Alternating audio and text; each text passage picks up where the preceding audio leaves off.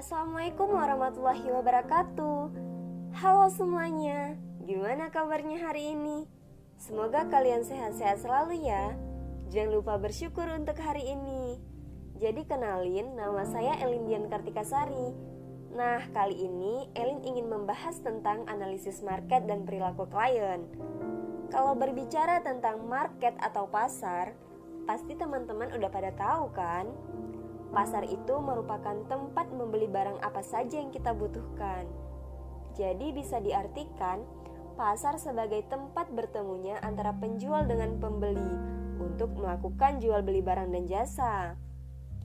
Oh ya, untuk tambahan, penjual juga disebut sebagai produsen ya teman-teman, dan untuk pembeli disebut sebagai konsumen. Nah, jadi itu ya pengertian market atau pasar. Tapi tunggu dulu teman-teman. Karena sekarang zaman sudah berkembang sangat luar biasa, di mana teknologi benar-benar canggih banget kayak sekarang, kita bisa beli apa saja hanya melalui smartphone kita aja ya. Tinggal klik terus barang akan sampai di depan rumah kita. Maka pengertian pasar sudah tidak sebagai suatu tempat bertemunya antara penjual dan pembeli aja secara langsung ya, seperti pasar tradisional atau supermarket.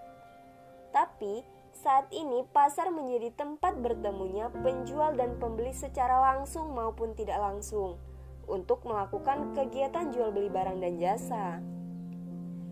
Tentunya kalau pasar yang penjual dan pembelinya bertemu secara langsung seperti pasar tradisional atau pasar modern, komunikasi bisa dilakukan untuk mengetahui penjelasan lengkap tentang produknya. Namun kalau pasar yang penjual dan pembelinya yang tidak bertemu langsung seperti online shop ya, penjual dan pembeli bisa berkomunikasi melalui chat di media sosial teman-teman, seperti yang suka kalian lakuin kan kalau sedang berbelanja online.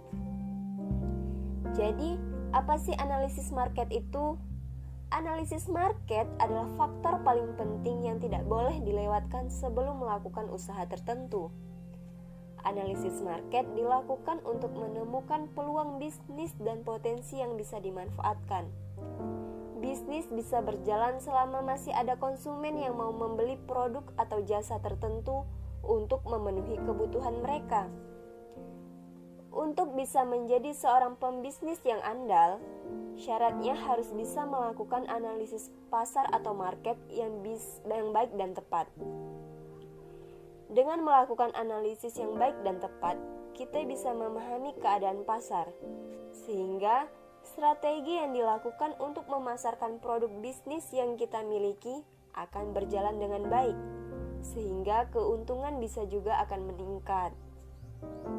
Penentuan target pasar sangat penting, karena perusahaan tidak dapat melayani seluruh konsumen atau pembeli yang ada di pasar. Pembeli yang ada terlalu banyak, dengan kebutuhan dan keinginan yang beragam atau bervariasi, sehingga perusahaan harus mengidentifikasi bagian pasar mana yang akan dilayaninya sebagai target pasar. Kesuksesan bisnis akan berpengaruh terhadap seberapa baik dan tepat analisis pasar yang dilakukan.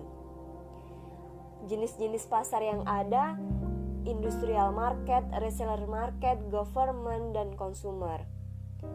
Manfaat analisis pasar: mendapatkan konsumen, melihat persaingan, memanfaatkan peluang, mengurangi resiko, rencana jangka panjang, menjadi tren bisnis, dan mendapatkan keuntungan dengan cepat.